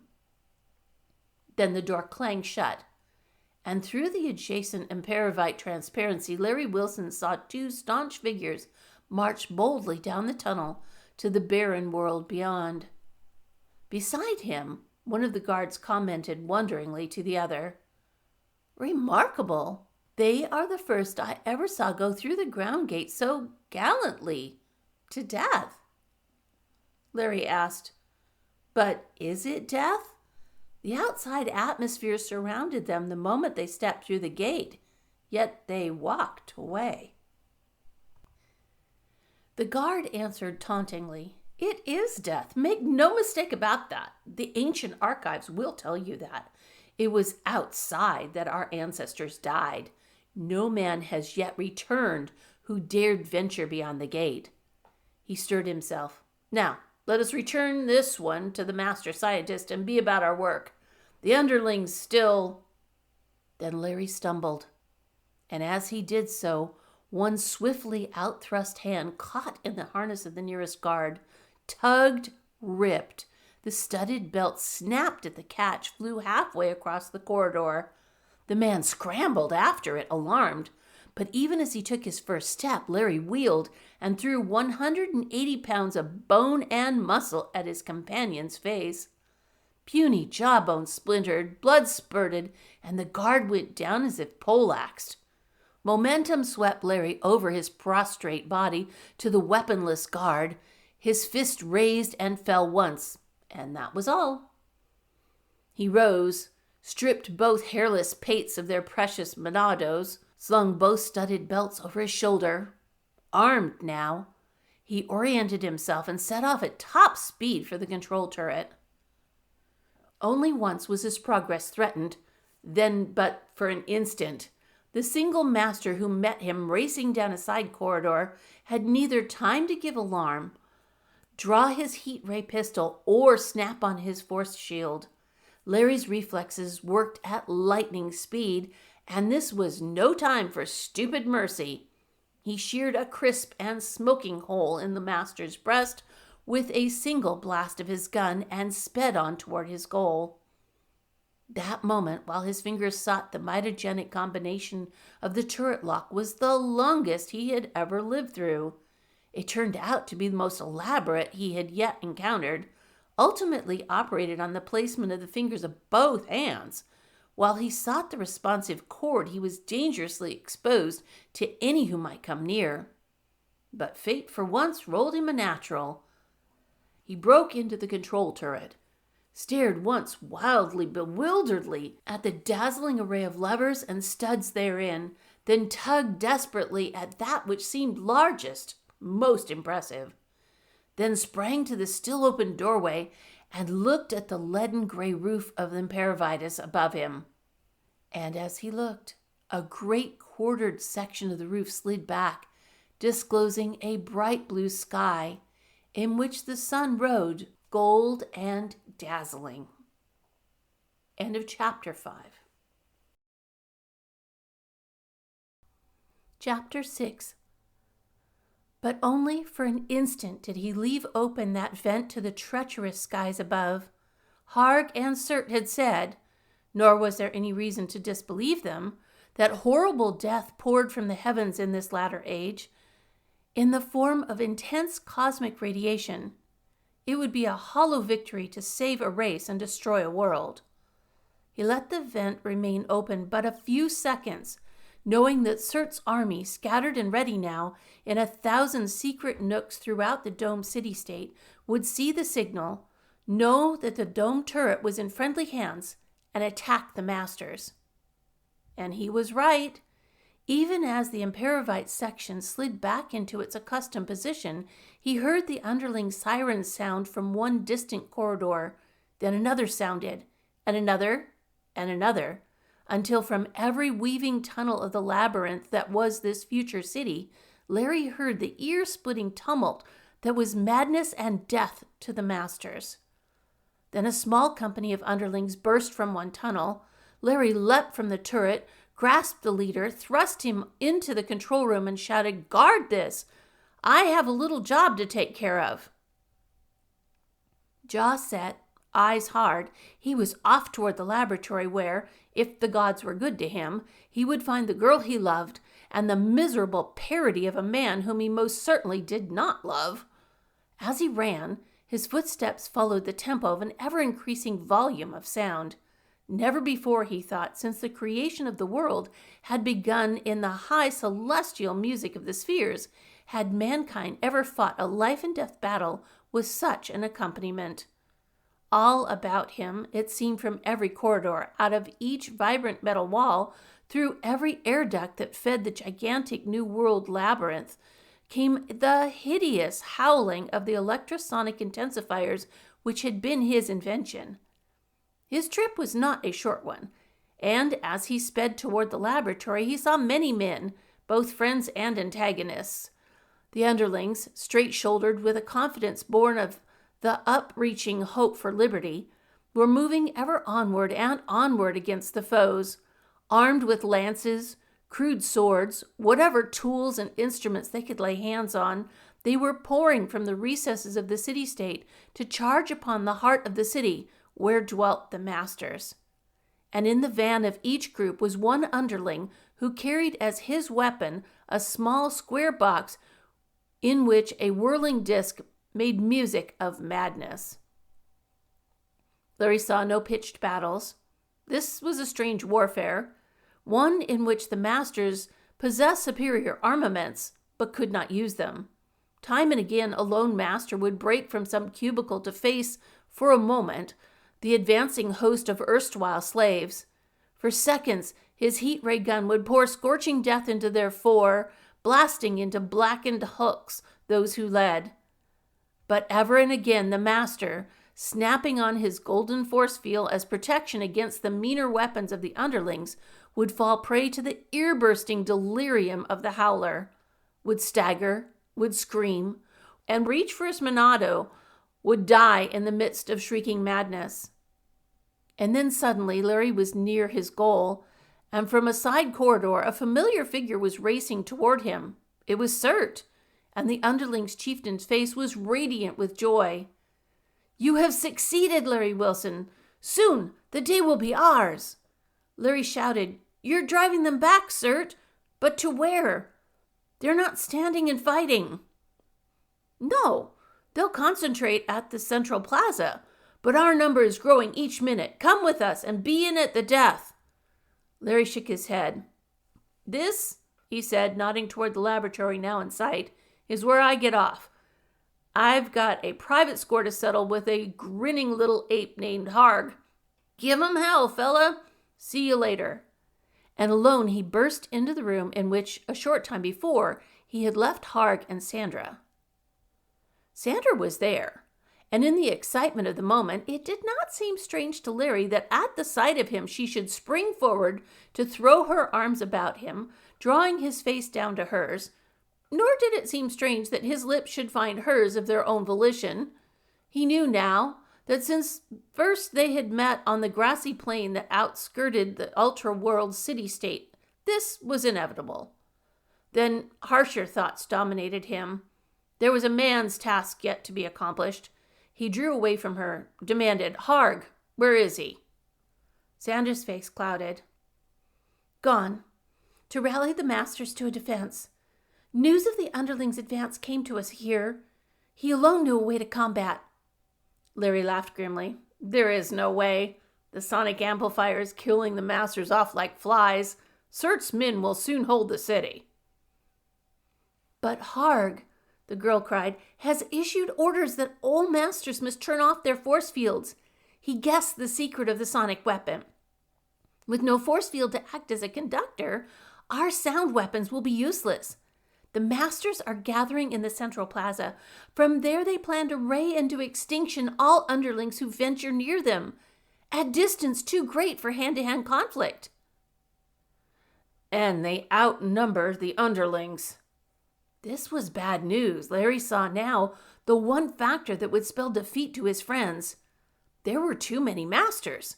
By holding the underlings at a distance, destroying them with heat rays, not permitting a close attack. "But there is another way, Larry," Sandra was crying. "I thought of it after Harg left, and I have already set the machine into operation." Larry cried desperately. "I don't know what you're talking about, Sandy. There is no other way. We're licked, and only because they outnumber us. I must find Sir. Tell him to sound the retreat before all are killed." He turned, sped for the doorway. Sandra's voice followed him. "But, Larry, all will be well. I'm—" "Later," he shouted back. Then once again he was racing through the tortuous corridors of the domed metropolis. He caught up to Sert's little band on the very edge of the spacious clearing which was the central plaza of the city. That circular area must have been a full mile in diameter. Into it fed literally hundreds of corridors. This was the heart of the future city, the main aorta which fed to the smaller outlying sections. "Sert!" Larry's cry stopped the underling leader's upraised arm from falling. "Sert, do not lead in advance!" Sert turned wonderingly. "But why not, Larry Wilson? See, they huddle in the center of their dome city like kine awaiting the knife. In a few minutes, the city will be ours." "Look again. Do you see their force shields?" "No, they've turned them off. They're waiting there for you to attack. If you do—" "Good Lord!" Larry stopped, horrified, for as he spoke, a group of exuberant underlings burst from a tunnel at the other end of the plaza, charged, 36 strong, down upon the huddled, waiting group of masters in the center. Their electrosonic machine was shrieking its high note, and the underlings raced forward confidently, expecting to see the dwarflings cringe and fall before the blasts of that potent weapon. But instead, from the ranks of the masters came a withering blast of white radiation, the concentrated fury of 1,000 heat ray handguns. There was a brief puff of smoke, the abbreviated scream of agony from underling throats, then silence. A small, untidy heap of charred refuse dotted the spot where gallant men had died instantly. Sert's face paled. In a shaken voice he said, "It is again a stalemate, Larry Wilson. We lack the manpower to storm that central group." Larry said hollowly, "Not a stalemate, sir. Taps. They've beaten us by the oldest of warfare's means. Superior numbers. You see no hope?" "I see," Larry shook his head sorrowfully. "No." Then, where a temporary awed silence had fallen over the underlings, there arose a mighty shout that shook the dome overhead. There came strange sounds, the clash of metal upon metal, the sharp bark of musketry, the clatter of shod hooves, bellowings, and trumpetings. Larry could not begin to guess the reason for. Stranger still, the sound of crying bugles and greeting commands in tongues harsh and foreign. And from the corridors to right and left, main arteries of the plaza spewed an amazing host. In the fore were a horde of short, dark men garbed in leather kirtles, with great golden greaves glittering on swart and hairy calves, with burnished shields before them, with broadswords raised in brandishment as they plunged toward the startled central knot of masters. And immediately behind these came, trumpeting and thunderous hooved, a dozen elephants in war trappings of Byzantine splendor. At express train speed, the pachyderms lumbered down upon the shrinking knot before them. From another corridor spilled yet another incredible host. 80 of men, bearded and mustached, gay uniformed in the blue and crimson of the Francs-Tireurs, the bitter guerrilla invaders who struck terror into Prussia in 1870. Horse-mounted were these, and their mounts' nostrils quivered with the ancient lust for battle as they hurtled ever forward. In the endless stream, then, came the manpower that alone could win this battle. And never a stranger host had taken a single field. Here, on swift, hairy ponies, rode a handful of wild-eyed Huns, clad in ragged furs. There, from another corridor, burst a clanking foot legion that rallied beneath the banner of Darius. Behind these, pressing to get through and into the thick of the fray, came a troop of butternut-uniformed musketeers beneath a barred and starred red banner. Their rebel yells sounded shrill and deadly above the tumult. Surt's face was blank with astonishment, but his fighting heart knew but one thing, that here, by a miracle, were the reinforcements he needed. With a great cry, "For freedom!" he raised his arm, and from their separate tunnels broke forth the underlings to do battle, shoulder to shoulder with those who fought their cause. Not easily was that cause won. After their first instant of shock, the masters raised their weapons against the diverse foe. Flaming death answered the barks of muskets. Colored rays of potency unspeakable poured destruction into the close-pressed ranks of those who stormed the plaza. But here were 100 legions, all trained to war and inured to the fact of impending death. Where one man fell, another took his place. Spears, arrows, even flaming projectiles filled the air. From somewhere came the biting chatter of a Gatling gun, pouring its slow racket of death into the ranks of the dwarflings. Force fields went on, and masters died as the underlings' sonic torture burst their brains. Force fields went off, and masters died beneath barbaric weapons from ages long forgotten. The metal floor ran red with blood. Blood was grit when mingled with charred ashes that had been men. There could be but one result. It came at last when a cowering master leader threw both arms skyward, pleading a truce, acknowledging a defeat. Larry found himself in the front rank of the attackers. How he had gained that spot he did not know, nor did he ever afterward remember. He had a confused recollection of having raced forward, Surt on his left side, his right flank guarded by a huge, blond Viking warrior in scarlet casque and byrnie. He found that the smoking heat ray gun in his hand was exhausted, and he knew his eyes were still seeking the one master on whom he had pledged his personal vengeance. But that one master, the master of masters, Harg or Fortu, was not to be found. Perhaps he was one of those headless bodies who had fallen beneath the short swords of the Carthaginians, or he might have been one of those impaled by the lances of Attila's wayward horde. Possibly even, but Larry hated to remember the typically feminine way in which that tiny band of Amazon allies had treated their foes. And then Sandra was beside him, sharing with him the triumph of the master's surrender, and to her he turned for an answer. "You did this, Sandra?" "I tried to tell you, Larry. It was the only thing I could think of. From Harg, we learned how to operate the time warp machine. I set its dials, brought these warriors through to aid our cause." "But the language, they speak 1,000 tongues." Sandra smiled, and for the first time Larry noticed that she, like himself, was now wearing the menado of the masters. "And with this, so do I." Surt was addressing the forlorn leader of the beaten masters. "A new order rules. From this day henceforth there shall be peace beneath our dome. No longer will there be underlings, you masters. Acknowledge this truth, and your fellows will be spared. Together we will build a new civilization to surpass the old." The master nodded humbly. "So be it," he said. But in a moment of armistice came the last and greatest blow. A droning sounded throughout the vast arena, and the voice of Harg filled the plaza. "Think that you have won, barbarian from the past?" Sandra's eyes filled with alarm. She clutched Larry's arm tensely. "Harg, but where does he speak from?"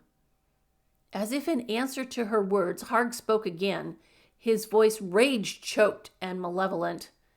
"Know then, fools, that in a few moments' time the last master dies, and with him dies the civilization of this accursed planet. When I draw back this lever..."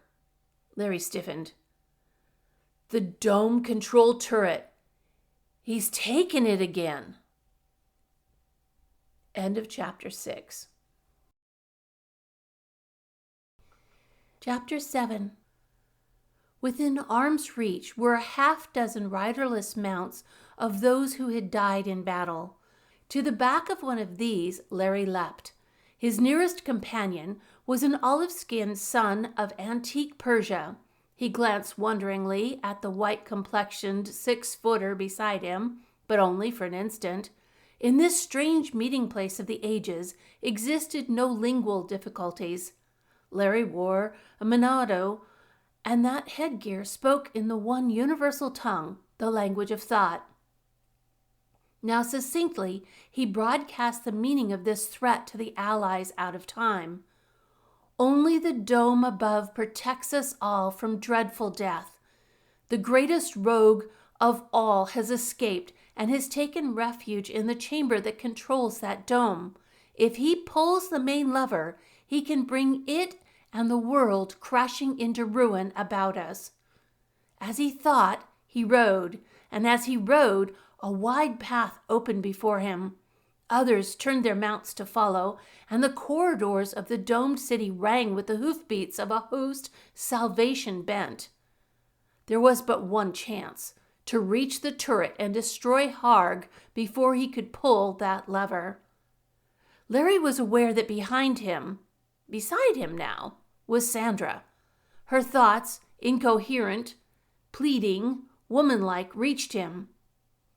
"No, Larry, don't try to storm the turret. We'll take our chances with the time machine. Try to go back to our own time through it." "And leave a dead world behind us?" That was his answer. It was enough. Harg's vainglorious farewell broadcast still went on. "Such a little time to live. Breathe deeply of the air, O invaders from another time. Taste its sweetness with longing, for all too soon the dome will fall, letting in the blasting radiation of the dying universe. Then you too with it will perish." Then suddenly his voice altered subtly. "But what is this? You approach? You would storm the turret? Save your petty skins?" For already the first of the attacking party was drawing into the final corridor, preparing to break into the great room that housed the control turret. "Stop!" The command came, clear and incisive. Larry knew it was too late to win now. Harg knew of their coming. A touch of his hand would destroy them all. He raised his arm, halted the pell-mell advance of his diverse army with a gesture. "Let's hear what he has to say," he ordered. Harg's bargain reached him clearly from where he sat on the very lip of the tunnel that disgorged into the turret room. Larry could see the control chamber, could even glimpse the figure of the tiny scientist standing with one hand poised on a small red lever. "Larry Wilson, warrior from a savage age, I speak to you, for it is you who led this revolt against my world. I offer you peace or death. It is yours to decide." Larry's lips were white lines, grim and tight. "Speak on." "First, I demand that the warriors you brought out of the past be returned to their own times." "Go on." "Next, I demand that the underlings lay down their arms and once more acknowledge fealty to the masters." Here, a roar of rumbling dissent rose from the ranks of those underlings who had joined the rescue party. Larry silenced them. "Anything else?" "And finally," Harg's command bore a snarling vindictiveness, "I require that the woman Sandra Day step forward to this turret as hostage until all these other things be accomplished." Sandra whisked the thought-revealing menado from her head, whispered pleadingly, "Yes, Larry, say yes. It's the only way to save us all. We'll find another time." Larry trembled in an agony of indecision. There was truth in Sandra's words. Harg held them all at the edge of a sword now. Later, perhaps? But could he trust the little man's bargain? Might it not be another falsehood? And then suddenly the decision was made for him. From the colorful knot on his right burst 3 riders, gay in blue and crimson, handsome, perfumed, dashing riders with the eyes of hawks, the hands of falcons, and the hearts of gallantry. Men to whom the worship of Our Lady in Domini was a lifelong creed, and "Make no bargains," cried one gloriously, "with a shrinking rat. Comrades, pour la femme!" Before Larry could stay them, they had broken past the barrier, were swooping down on the turret chamber. As they rode, their rifles spoke. Bullets screamed against the sturdy metal. One pellet found its mark, and Larry glimpsed Harg's body staggering backwards, sliding, falling. Harg's last thought came to them all feebly. "I die then, but with me dies the world." Larry shouted then. In a voice of thunder he roared, "Back, back everyone, for your very lives!" For Harg's falling body pressed the fateful lever. Just in time, the gallant Français tueurs wheeled their horses, streaked back to the tunnels in safety. Then, with a roar like that of 1,000 Niagaras, the broad conical beam that splayed from the roof of the turret flared into jagged lightning. Earth trembled with the repercussion. Up above that blast of pure energy struck the center of the dome and smashed it into 1,000,000 bits. Then came the deluge, the frightful deluge of tons of broken imperovite crashing down upon the control room in world-shaking shards, deafening the ears with its tumultuous thunder, burying the tiny turret beneath 60 feet of broken dome. Thus died Harg, master of masters. In the outer corridor, Surt sought Larry's side. His face was working bitterly, but he tried to control it. He said in a somber voice, "This is farewell, Larry Wilson. It is good to know that there were once men like you, and it is pitiful to know that so dies a world." Sandra was crying, her body twisting with great, uncontrollable sobs. "Larry, isn't there anything we can do? Anything?" He shook his head sadly. "I'm afraid not, Sandy. This is the payoff. I don't know how long it takes for the radiation to work out on the human body, but I guess it doesn't take long. We got a little while, perhaps, and then—" He stopped, for from the far end of the corridor came a sound strange in that moment of sorrow. The sound of men cheering, laughing, hysterical with joy insurmountable. All turned and looked. There appeared a group of the underlings bearing upon their shoulders 2 men whom Larry recognized, and 6 others, bearded, clad in rough garments, complete strangers. Surt stepped forward swiftly. "What is the meaning of this? Know you not that we are all doomed? Think you this is a moment for such unseemly laughter?" But one of the underlings laughed in his face, a carefree laugh of heart-filled happiness. "Doomed? My leader, we have but begun to live. Behold, the 2 whom the masters thrust through the ground gate 5 full hours since." Larry nodded. It was they, all right. Boral, who had been terrified, and his companion, who had cheered him. He said, "Then in 5 hours the radiation did not destroy them?" It was Boral who answered, "In 5 hours? Nay, not in 5 years. Behold, my brothers, those who have lived on the outside for these past 10 or more years. Remember you Treg? And Diev? And our friend Munduro?" Surt said dazedly, "I do. It is they. There is no doubt about it. But how?" Sandra said, "Don't you see? It is true that the heaviside layer once broke down under the strain of excess drainage, but that was centuries, millennia ago. And ever since that time, men have been living beneath the domes. The heaviside, being nothing but a gigantic field of force, regained its full potential, became once more an efficient shield between Earth and the deadly radiation from beyond. But within the domes, the masters dared not venture outside to discover this thing. They exiled overbold underlings to their supposed death, and when the underlings never returned, they assumed the radiation still existed. Actually, the men were glad to be free.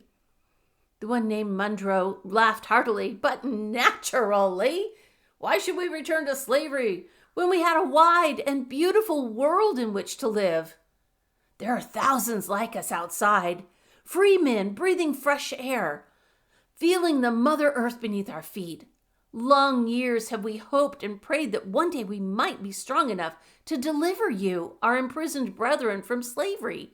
But until today, when these two were exiled, we thought there was no chance.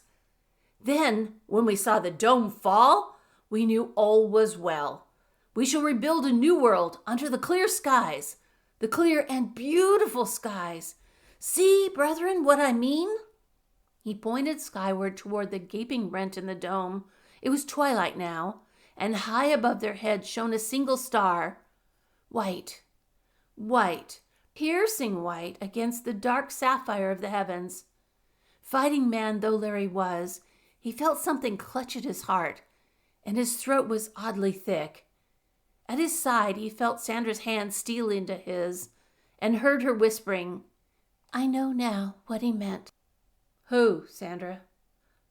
"Dante," replied the girl softly.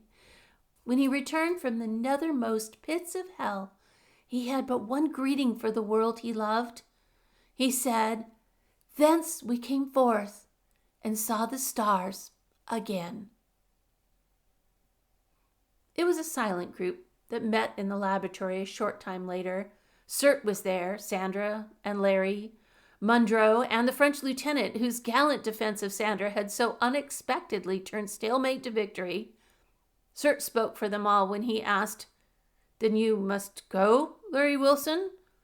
Can you not stay here and help us remold a world near to our heart's desire?" "We must go, Cert," Larry told him simply. "Behind us we left friends, loved ones. It is best that we should return to the 20th century.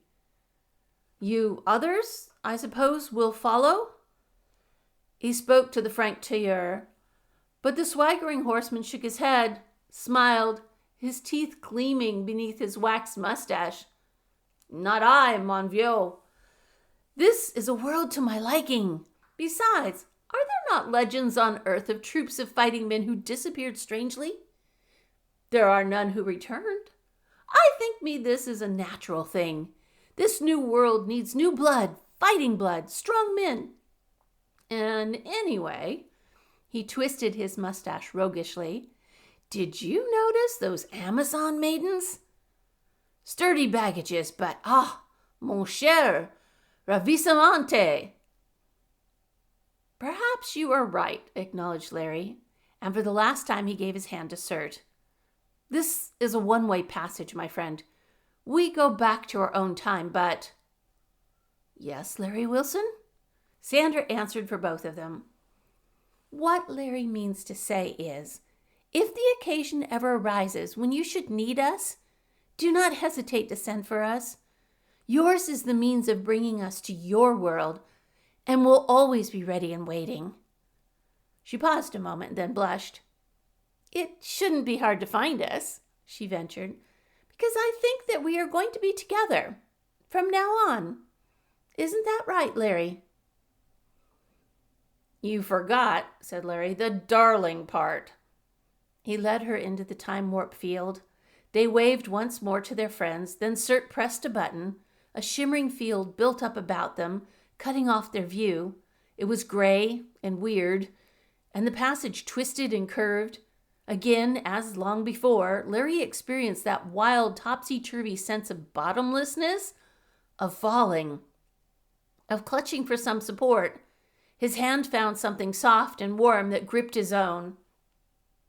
He opened his eyes to find a black face peering into his, great white eyes staring with fright. A soft hand was under his armpit, raising him. A liquid Negro voice was demanding, "You all right, boss? You hurt yourself? I didn't see you fall till, boom, there you was. You all right?" Larry said, "Yes, I'm all right." Then he remembered. He turned swiftly. "The girl, where is she? Sandy?" And Sandra was at his side. Both of them were on the steps in the Broad Street station in Philadelphia. They were being stared at by curious eyes. A little crowd had gathered. Larry looked swiftly at his wristwatch. The hand stood at 10:59 on the dot. He said confusedly, We're back where we started from, Sandy? Everything's the same, only..." "Only," finished the girl, "everything's different now." And she stood on tiptoe to kiss him. Somebody in the crowd sniggered. A veteran train man chuckled and nudged a neighbor. "Newlyweds," he said. "You can spot 'em every time. Oh well, nothing like being young." Larry looked at Sandra and a smile touched his lips. "We're not," he said, "what he thinks, but it's a damn good idea." Once more, to the vast amusement of their audience, their lips met. Then arm in arm, they walked down the steps into the heat and confusion and bustling traffic of the world they knew. End of chapter 7. End of Dictator of Time by Nelson Bond.